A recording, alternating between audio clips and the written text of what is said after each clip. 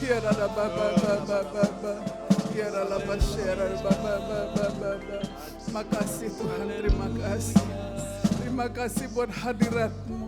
Terima kasih buat kelahiran-Mu 2000 tahun yang lalu. Terima kasih Tuhan.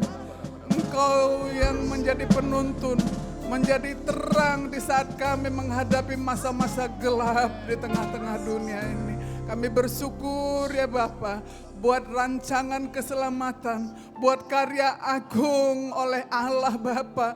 Engkau rela memberikan anak-Mu yang tunggal, turun dari tahta sorga yang begitu indah. Engkau turun lahir di tengah-tengah dunia ini, menjadi sama dengan kami seperti manusia. Terima kasih Bapa, terima kasih. Terima kasih buat kelahiran-Mu. Lahirlah Engkau di dalam hati setiap kami. Lahirlah Engkau di tengah-tengah keluarga kami. Lahirlah Engkau di seluruh aspek kehidupan kami. Karena ketika Engkau lahir di dalam hidup kami, maka kelahiran-Mu itu memberikan kami hidup yang baru ya Tuhan. Hidup seturut dengan kehendak-Mu ya Bapa. Terima kasih Tuhan, terima kasih.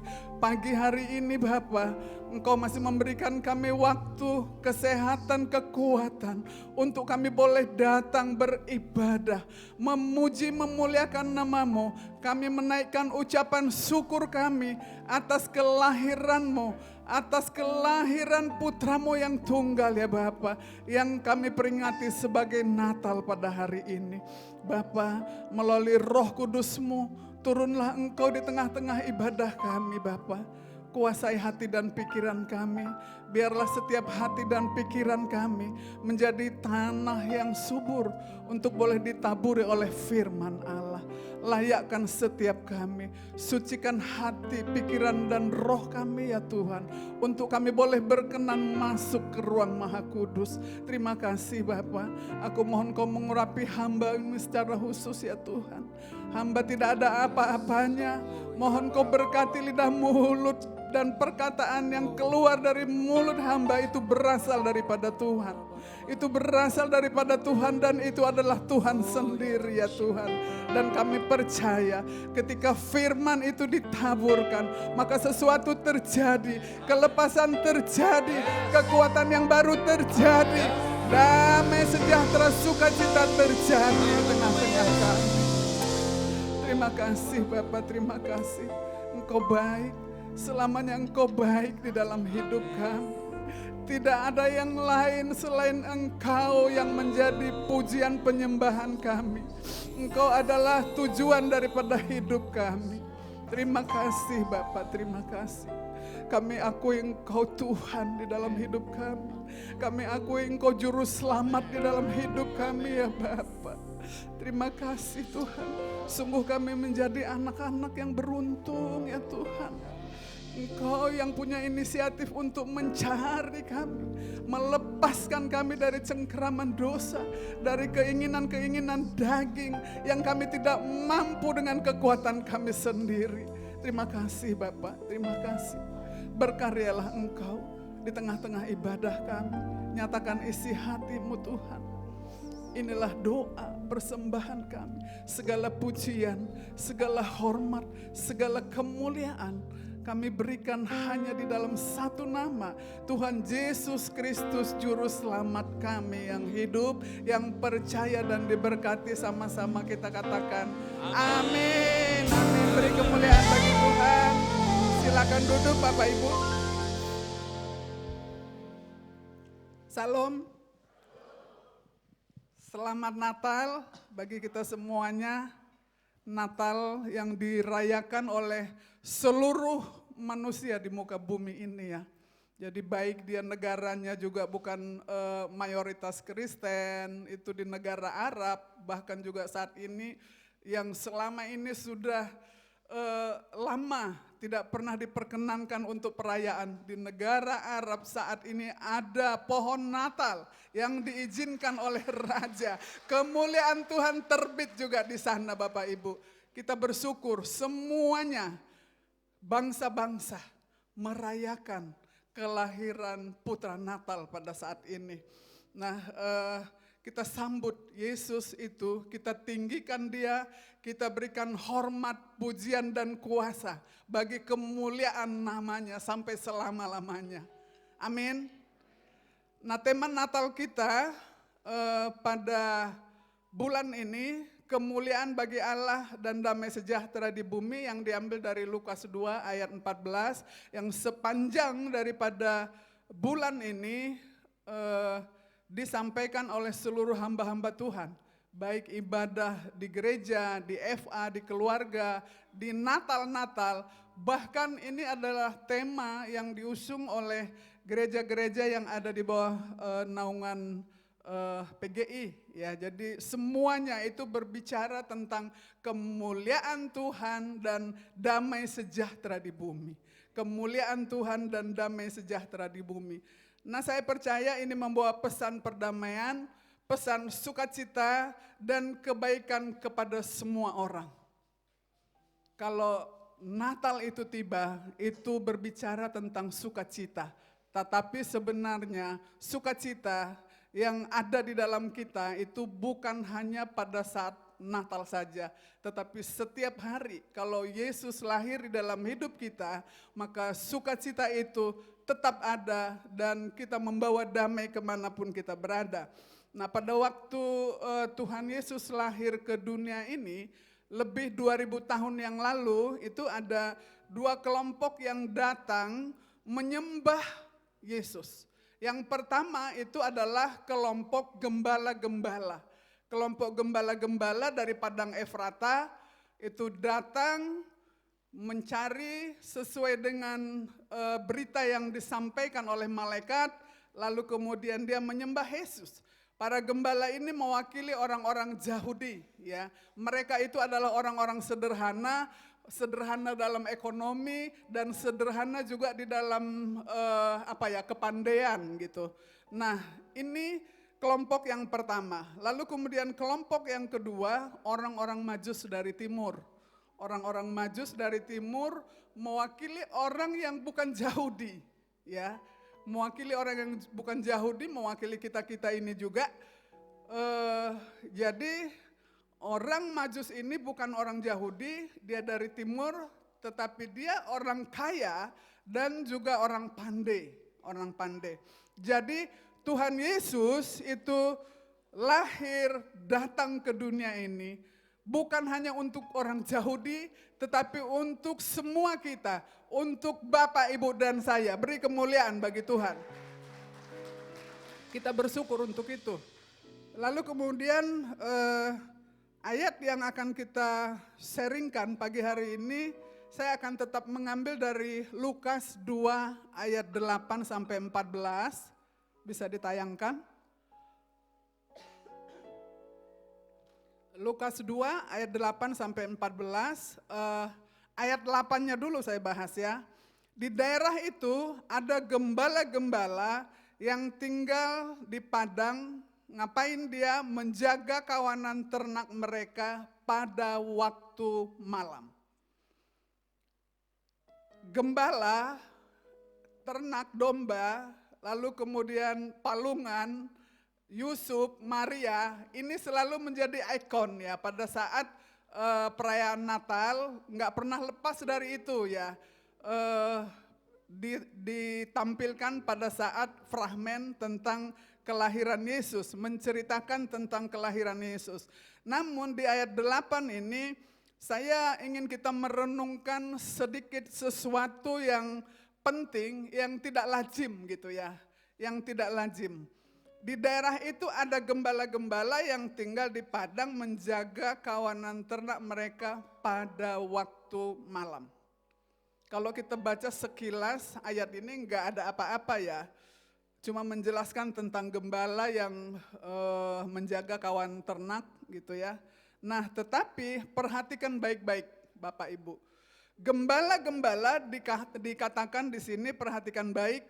Gembala-gembala menggembalakan kawanan ternak mereka, ini yang tidak lazim, pada waktu malam. Pada waktu malam gitu ya. Saya mau beritahu kepada kita semua ini sebenarnya aneh ya, karena domba itu adalah domba kalau sudah sore sampai malam itu dia rabun, bahkan malam itu buta, nggak bisa ngelihat apa-apa. Ya bisa nanti dicek tentang bagaimana karakter domba. Malam itu dia nggak bisa melihat.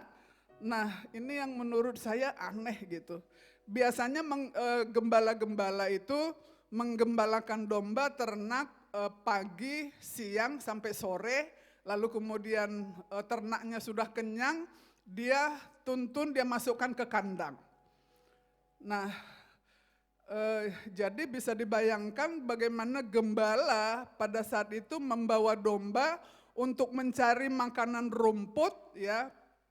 Bapak Ibu tahu, berarti kalau malam itu dombanya itu tidak bisa dituntun juga, gelap kan? Di padang Efrata itu gelap, ya, nggak ada ya malam itu nggak ada lampu, nggak ada penerangan, nggak ada bintang dijelaskan di situ, nggak ada matahari, suasana gelap. Di ayat 8 dijelaskan bahwa gelap. Nah jadi itu domba-domba harus mungkin digendong, dipikul, dikeluarkan dari kandang, lalu kemudian dicari rumput yang hijau, diletakkan di situ, dia makan. Dikatakan domba-domba, berarti bukan hanya satu domba. Dia balik lagi ke kandang, dia pikul lagi, dia gendong, dia letakkan lagi, sudah kenyang baru dia kembalikan lagi ke kandang domba satu persatu. Satu persatu.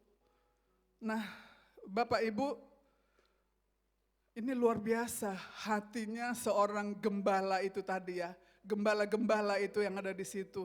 Dia menurut imajinasi saya dia seorang gembala yang tulus hati, bertanggung jawab terhadap makanan minuman daripada ternak-ternaknya sampai malam hari dia gembalakan itu. Nah sekarang pertanyaannya, mengapa gembala-gembala itu menggembalakan domba pada waktu malam? Kenapa bukan siang hari? Bapak Ibu, waktu itu mereka dalam keadaan tertekan. Orang Israel itu dalam keadaan tertekan, orang Israel dijajah oleh bangsa Romawi. Kerajaan Yehuda itu pusat pemerintahannya ada di Yerusalem.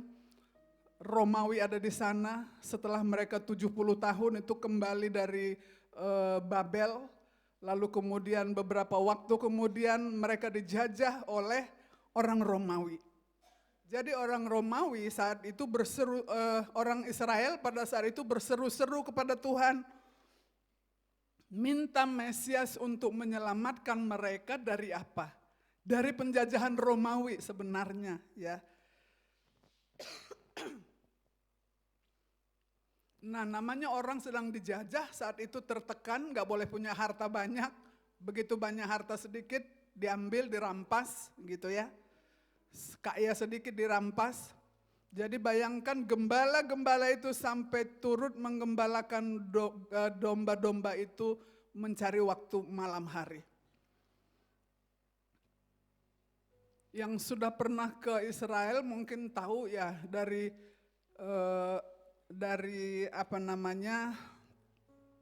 Bethlehem ke wilayah Israel itu, Yerusalem terutama pusat pemerintahannya pada saat itu nggak terlalu jauh ya. Jadi mereka itu pasti menggembalakan itu dalam suasana ketakutan yang luar biasa. Mereka pasti dalam suasana ketakutan yang luar biasa ya. Tetapi untuk domba-domba, supaya domba ini bisa makan, supaya domba ini bisa kenyang ya, supaya domba ini suatu saat itu dia dalam keadaan sehat, tidak cacat, lalu kemudian kulitnya, bulunya dipotong, dibawa ke bait Allah. Terakhir itu dibawa ke bait Allah untuk apa? Untuk ibadah. Untuk ibadah. Nah Bapak Ibu, ini adalah suatu gambaran bagaimana Tuhan Yesus kita itu adalah gembala yang agung. Yesus kita itu adalah gembala yang penuh kasih, yang memperhatikan kita domba-dombanya. Kita nanti akan lihat di ayat-ayat selanjutnya ya. Gembala ini mewakili orang-orang yang sedang mengalami masa yang sukar, masa yang sulit ya. Profesi sebagai gembala itu profesi yang tidak terhormat, profesi rendahan, tidak diperhitungkan oleh orang-orang Yahudi. Masyarakat luas itu tidak menghargai profesinya, tetapi lihat, mereka itu bertanggung jawab sama domba-dombanya. Bertanggung jawab untuk mencari makan, untuk mengenyangkan. Nah itu sebabnya pertama kali diberitakan oleh malaikat tentang kelahiran Yesus kepada para gembala. Kenapa bukan kepada para kaisar di istana gitu ya, ahli-ahli Taurat, ahli-ahli agama. Tidak.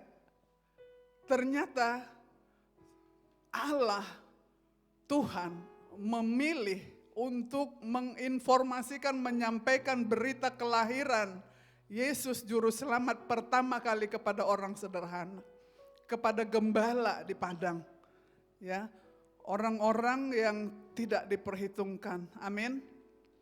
Nah kemudian di ayat selanjutnya, ayat 9 dikatakan tiba-tiba pada saat malam itu berdirilah seorang malaikat Tuhan. Ayat 9, tiba-tiba berdirilah seorang malaikat Tuhan. Ini enggak direncanakan berarti ya, seketika saat itu. Seorang malaikat awalnya, malaikat Tuhan. Berdiri di dekat para gembala di waktu malam. Dan apa yang terjadi? Kemuliaan Tuhan bersinar meliputi mereka. Dan mereka sangat ketakutan. Situasi yang tidak biasa terjadi, belum pernah terjadi gitu ya. Ada kemuliaan Tuhan bersinar meliputi mereka. Di tengah-tengah mereka sedang menggembalakan domba. Lalu selanjutnya ayat 10. Lalu kata malaikat itu kepada mereka, jangan takut. Jangan takut. Dan kata-kata ini juga disampaikan kepada Bapak Ibu, kepada saya semuanya. Di tengah-tengah dunia ini yang penuh dengan ketidakpastian, malaikat katakan, jangan takut. Amin. Jangan takut, ulam biar. Kenapa katanya jangan takut? Sebab ada kabar baik di sini. Sebab sesungguhnya aku memberitakan kepadamu kesukaan besar untuk seluruh bangsa. Bukan hanya untuk kaum gembala, bukan hanya untuk orang Yahudi, tetapi kesukaan besar ini untuk seluruh bangsa. Ya, untuk seluruh bangsa. Apa berita kesukaan besar itu yang kita rayakan hari ini? Ayat 11. Hari ini telah lahir bagimu juru selamat bagi seluruh bangsa ya tadi. Bukan hanya orang Israel. Yaitu Kristus Tuhan di kota Daud. Malaikat Tuhan berkata pada gembala dan kepada kita semua ya. Jangan takut, ada kesukaan besar untuk Bapak, Ibu, dan saya. Karena hari ini telah lahir. Ya. Hari ini telah lahir bagi kita semuanya, bagi saya, bagi Bapak, Ibu, Juru Selamat, yaitu Kristus di kota Daud. Namanya siapa? Namanya siapa? Namanya Yesus. Namanya Yesus. Bapak Ibu, nubuatan Nabi Yesaya 700 tahun sebelum kelahiran Yesus di Bethlehem digenapi. Berarti hampir 2000 tahun, hampir 3000 tahun dari sekarang. Ya. Nubuatan Nabi Yesaya digenapi dalam Yesaya 9 ayat 5. Bisa ditayangkan? Kita melihat bagaimana hebatnya juru selamat kita.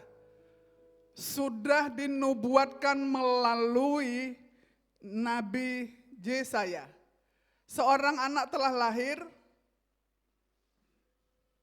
Ya, 6. Sebab seorang anak telah lahir untuk kita. Seorang putra, ya, putra yaitu Allah sendiri diberikan untuk kita. Ini yang hebat nih. Lambang pemerintahan. Pemerintahan itu bicara kuasa, ya.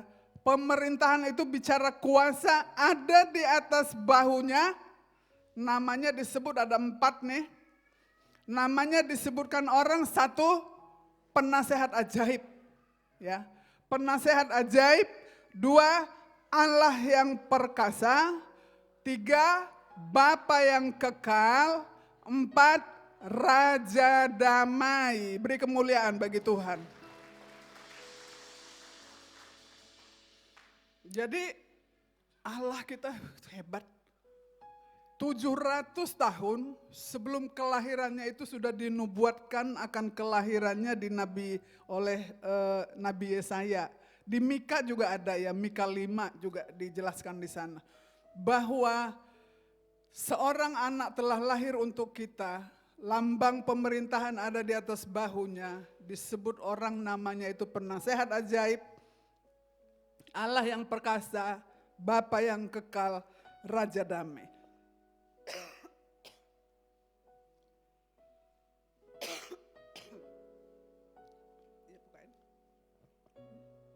Ini apa ya, cuaca lagi nggak baik, jadi memang selama 1 minggu ini keadaan saya kurang begitu fit. Bapak Ibu, Yesus datang ke dalam dunia ini sebagai juru selamat umat manusia.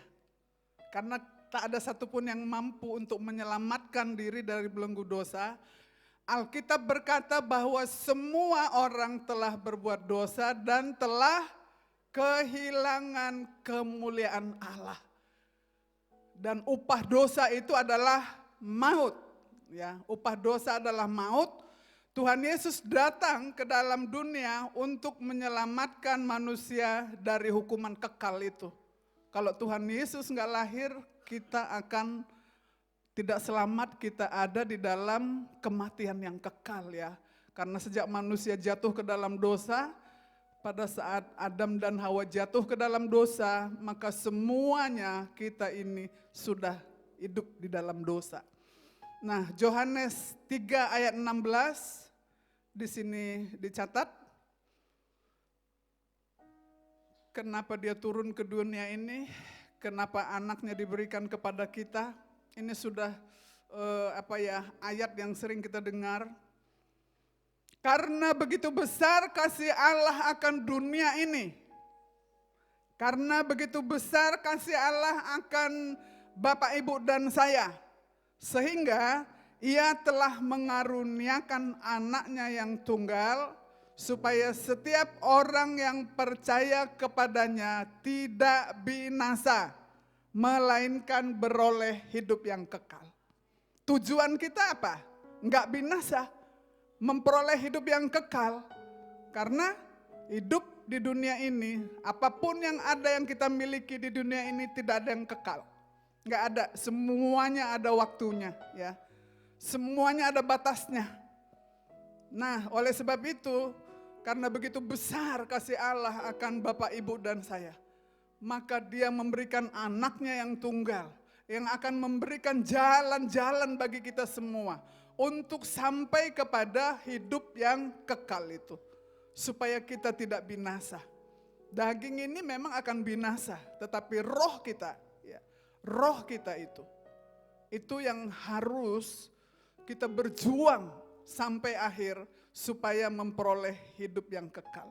Bapak Ibu, saya mengajak kita semua agar percaya dan menerima Yesus yang lahir 2000 tahun yang lalu itu sebagai Tuhan dan sebagai juru selamat kita. Enggak ada yang lain, hanya itu, ya. Percaya lalu kemudian terima Yesus itu sebagai Tuhan dan juru selamat kita. Bapak Ibu, setelah malaikat menyampaikan kabar sukacita itu, maka tadi 1 orang malaikat ya. Maka bersama dengan malaikat itu sejumlah besar bala tentara sorga yang memuji Allah katanya, inilah yang menjadi tema Natal di seluruh gereja-gereja tahun ini. Katanya, kemuliaan bagi Allah di tempat yang maha tinggi dan damai sejahtera di bumi di antara manusia yang berkenan kepadanya.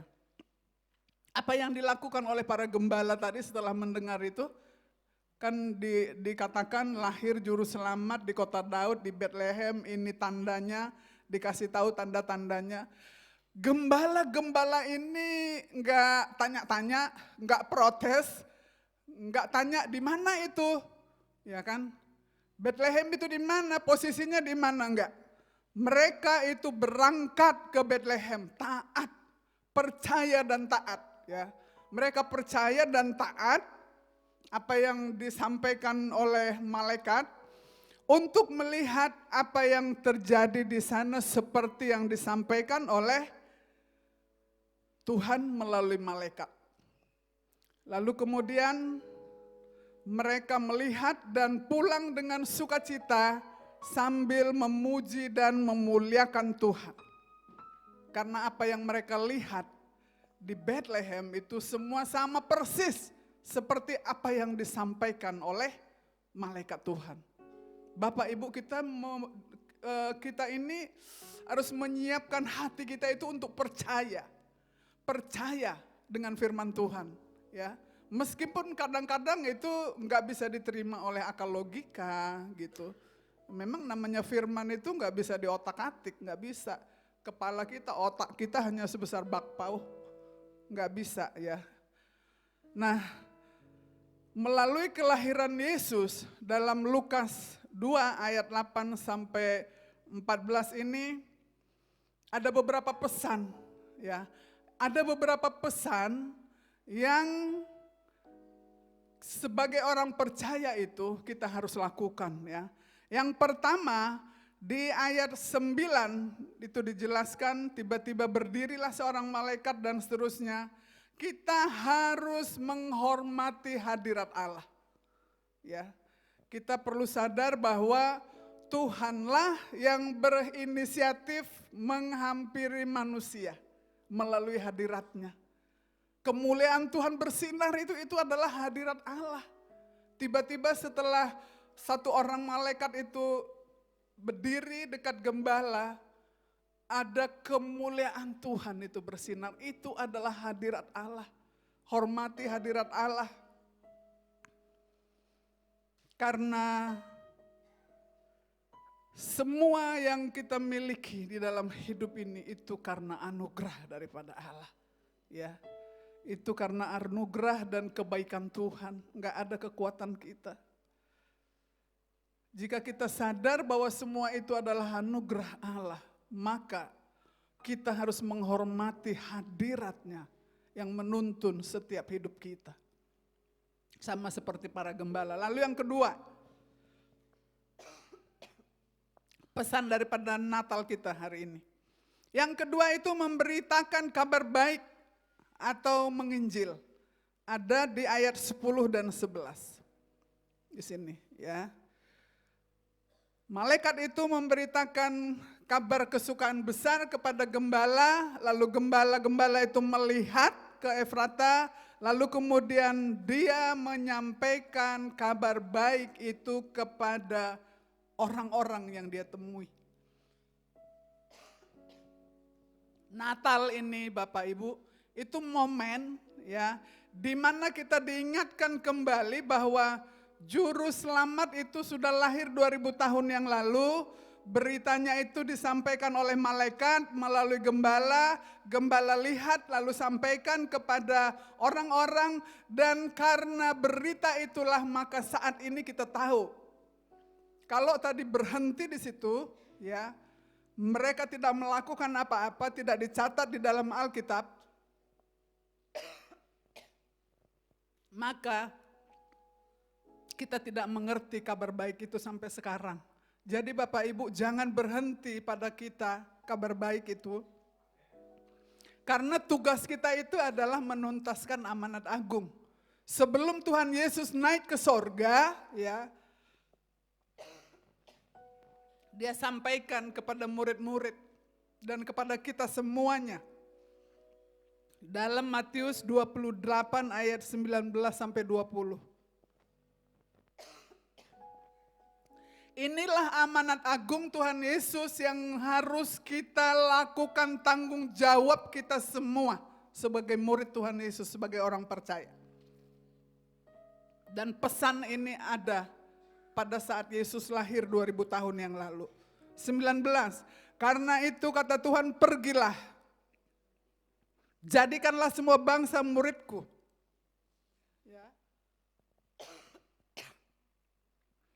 Baptislah mereka dalam nama Bapa dan Anak dan Roh Kudus, dan ajarlah mereka melakukan segala sesuatu yang telah kuperintahkan kepadamu.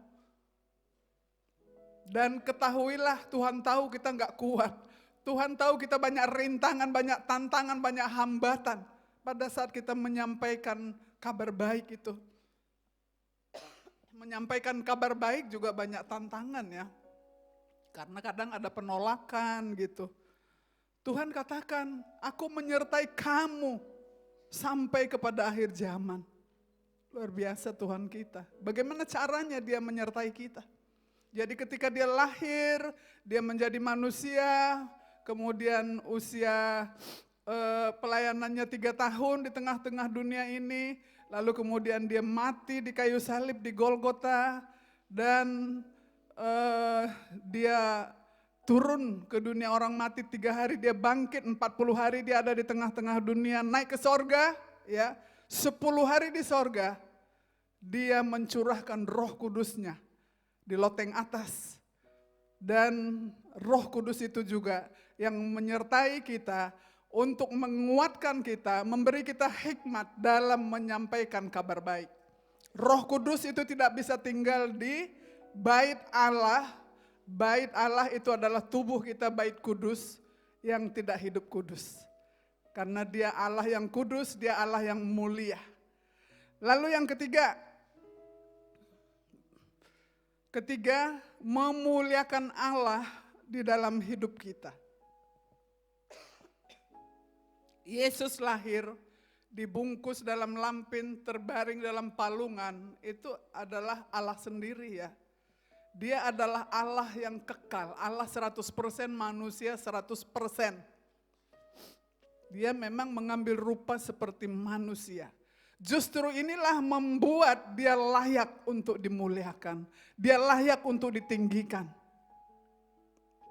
Dia yang raja di atas segala raja, dia yang Allah. Ya, dia mau rela turun sebagai manusia, lahir di palungan, dibungkus dengan lampin. Dan pada saat kelahirannya itu, akses selama ini yang tertutup ke sorga, itu terbuka Bapak Ibu. Ya, pada saat dia lahir, karena akses yang pintu yang selama ini tertutup, terbuka, buktinya apa? Malaikat Tuhan dengan bala tentara itu turun menyanyikan lagu kemuliaan bagi Allah di tempat yang maha tinggi dan damai sejahtera di bumi. Itu bukan lagu karangan manusia, tetapi itu lagu yang sehari-hari lagu itu dinyanyikan oleh malaikat di sorga. Suasana sorga turun ke bumi ketika Yesus lahir. Kemuliaan Tuhan turun ke bumi ketika Yesus lahir. Ada kemuliaan Tuhan yang turun. Dunia yang tadinya tidak punya pengharapan apa-apa karena kelahiran Yesus, maka jalan untuk berhubungan dengan Bapa itu terbuka. Amin. Amin. Bapak Ibu, dunia ini sekarang menuju kepada ketidakpastian, ya, banyak peperangan, kelaparan, bencana alam, kerusakan lingkungan hidup, angka kriminalitas itu begitu tinggi, ya. Maka di akhir-akhir zaman, di tengah kondisi dunia yang seperti itu dibutuhkan shalom. Dibutuhkan damai sejahtera bagi bumi. Dan hanya Tuhan yang mampu untuk memberikan damai sejahtera itu. Diwakili oleh gembala, para malaikat, ya, dan bala tentara sorga. Pada saat itu luar biasa suasananya, ya. Bapak Ibu, yang kelima, yang terakhir.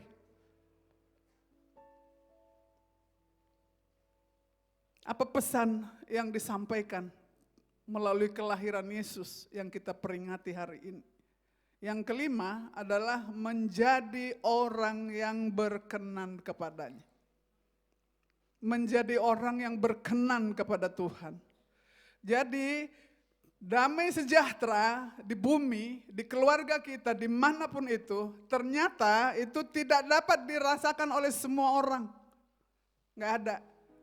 Ya, ketenaran, kekayaan, apalagi jabatan, kesuksesan, nggak menjamin orang bisa damai sejahtera. Banyak orang-orang yang tenar itu akhirnya mengakhiri hidupnya dengan bunuh diri atau makan obat yang overdosis seperti Michael Jackson, Marilyn Monroe, dan banyak lagi contoh-contoh ya. Kalau memang itu dapat memberikan damai sejahtera. Ternyata damai sejahtera ya tidak dapat dirasakan oleh semua orang. Hanya orang yang berkenan kepadanya. Itu sajalah yang akan mengalami damai sejahtera di bumi. Makanya kita bersyukur nih, kita sudah kenal Yesus. Ya. Oleh sebab itu, Bapak Ibu, jangan bertahan di kehidupan lama kita. Ya, cari perkenanan Tuhan. Jangan cari perkenanan sendiri, kesukaan sendiri. Tetapi ayo kita cari perkenanan Tuhan, karena Tuhan punya rencana melalui Bapak Ibu semua, melalui saya, untuk apa? Untuk memberitakan Injil tadi, hanya satu itu. Menuntaskan amanat agung. Kalau semua selesai, kesudahannya akan selesai, Yesus akan datang kedua kali menjemput kita di awan-awan. Ya, jadi sebenarnya hidup di tengah-tengah dunia ini bukan durasi ya, bukan kita harus umur panjang, tetapi sedikit pun umur kita di tengah-tengah dunia ini, kalau kita berkenan kepada Tuhan, dan kalau kita mau dan mampu dengan tulus untuk melakukan apa yang menjadi amanat agung Tuhan. Enggak harus menjadi pendeta, enggak harus menjadi pengkhotbah, enggak. Kehidupan Bapak Ibu semua yang sekolah nih, SD, SMP, SMA, kuliah, yang bekerja, ibu rumah tangga, bapak-bapak, apapun profesi kita bisa dipakai Tuhan untuk menjadi alatnya menuntaskan amanat agung. Melalui apa? Cara hidup kita.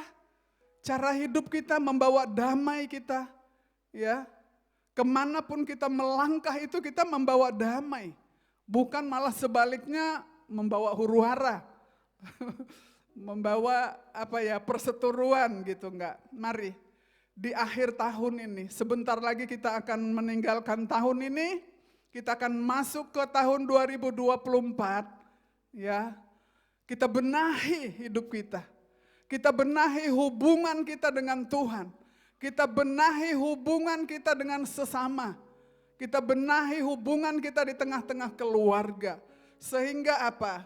Kita menjadi orang yang berkenan kepada Tuhan. Ya. Bapak Ibu, kejar perkenanan Tuhan. Hanya orang yang rela memikul salib. Rela memikul salib dan menyangkal diri. Artinya ada pengorbanan. Ya, menyangkal diri itu kita tidak fokus kepada kepuasan diri sendiri, tetapi fokus kita untuk menyenangkan hati Tuhan. Sehingga kemuliaan Tuhan itu turun melalui Bapak Ibu, damai sejahtera itu terwujud. Ya, di tengah-tengah keluarga, di tengah-tengah pelayanan. Saya berdoa kiranya Bapak Ibu melalui perayaan Natal ini ya boleh membawa pulang pesan-pesan Natal yang hari ini sudah disampaikan oleh Tuhan sendiri ya.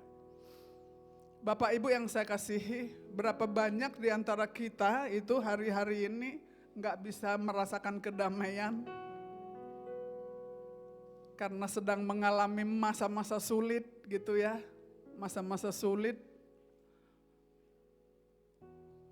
Mungkin masa-masa sulit yang kita hadapi bukan seperti masa sulit yang dihadapi oleh gembala-gembala yang ada di Padang. Tekanan mereka luar biasa dari penjajahan orang Romawi.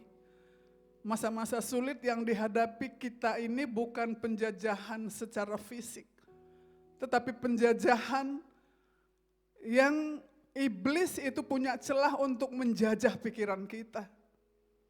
Sehingga damai sejahtera itu nggak bisa. Sehingga kelahiran Yesus itu nggak bisa kita sambut di dalam hidup kita. Bapak Ibu, saat ini sebenarnya kita sudah masuk dalam tahap menunggu kedatangan Tuhan Yesus yang kedua kali. Ya. Kedatangan Tuhan Yesus yang kedua kali. Oleh sebab itu, mari persiapkan hidup kita, persiapkan diri kita. Kembali pesan Natal kali ini, hormati Allah dalam segala situasi. Hormati hadirat Tuhan. Beritakan kabar baik atau Injil. Baik keadaannya dalam keadaan baik ataupun tidak baik. Karena itu adalah amanat agung. Amanat itu amanat ya, harus dilakukan. Kemudian hidup kita biarlah memuliakan Allah dan membawa damai kemanapun kita melangkah. Terakhir kita menjadi orang-orang yang berkenan kepada Tuhan.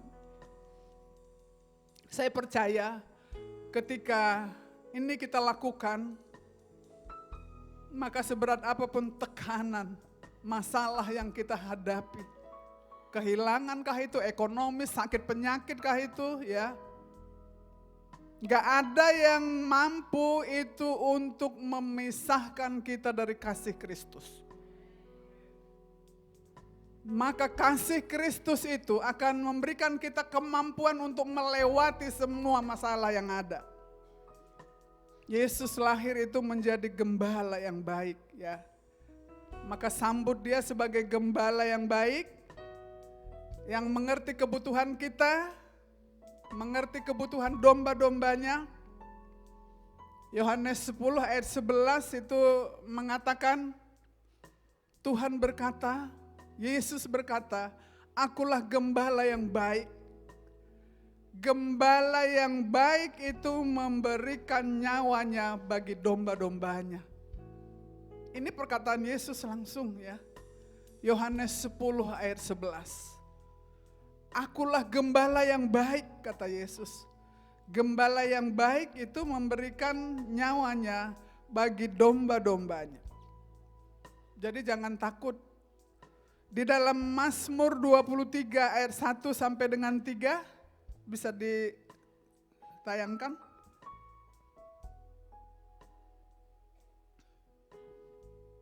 Daud juga pernah mengalami hal yang sama.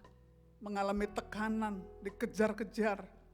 Tapi dalam situasi seperti itu Daud berkata, Tuhan adalah gembalaku, takkan kekurangan aku. Ayat 2, Ia membaringkan aku di padang yang berumput hijau. Ia membimbing aku ke air yang tenang.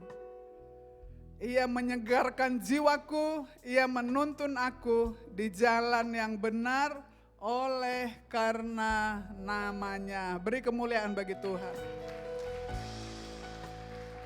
Saya undang kita semua bangkit berdiri. Bapa, Engkau melihat setiap kami umat-Mu. Bapa, lepaskanlah berkat-Mu Tuhan di tengah-tengah umat-Mu pada siang hari ini. Biarlah pertolongan itu datang bagi setiap kami. Biarlah kemuliaan itu tercurah bersinar bagi setiap kami. Seperti Engkau menyampaikan isi hatimu kepada para gembala ya Tuhan. Kami mau taat, kami mau percaya, dan kami mau Tuhan pakai untuk menuntaskan amanat agung. Perlengkapi kami ya Roh Kudus. Berikan setiap kami kemampuan, kekuatan untuk boleh melangkah, untuk boleh memberitakan kabar baik. Bapa, terima kasih Tuhan, terima kasih. Biarlah setiap umat-Mu merasakan damai sejahtera yang daripada Tuhan. Mampukan kami terus untuk berjalan di dalam kebenaran-Mu. Kami terus mengejar perkenanan Tuhan di dalam hidup kami. Karena hanya orang-orang yang berkenan kepadamu sajalah yang akan merasakan damai sejahtera. Bahkan membawa damai kemanapun kami melangkah ya Tuhan. Terima kasih Bapa. Kami tidak takut lagi. Kami tidak takut karena kami punya Allah penolong kami. Terima kasih. Engkaulah juru selamat kami. Hamba berdoa, biarlah setiap umat-Mu pada siang hari ini menerima Tuhan, menerima Yesus sebagai Tuhan dan juru selamat mereka. Tidak ada yang lain ya Tuhan. Dalam nama Yesus, dalam nama Yesus, dalam nama Yesus. Yesus itu adalah nama di atas segala nama. Terima kasih untuk ibadah siang hari ini. Terima kasih untuk hadirat-Mu. Terima kasih untuk firman-Mu. Hamba sudah selesai berkata-kata. Tetapi aku percaya Roh Kudus Engkau tidak berhenti. Engkau terus ada di dalam hidup kami, menuntun kami.